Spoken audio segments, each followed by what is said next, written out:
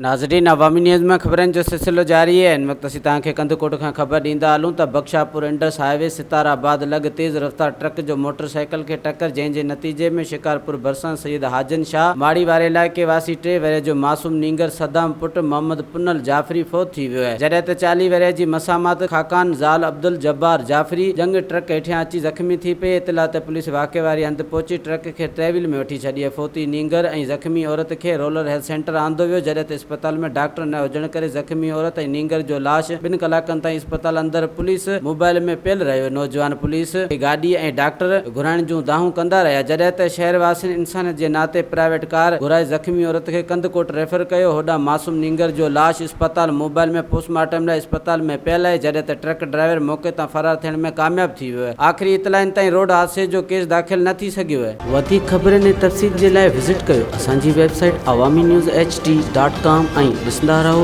अवामी।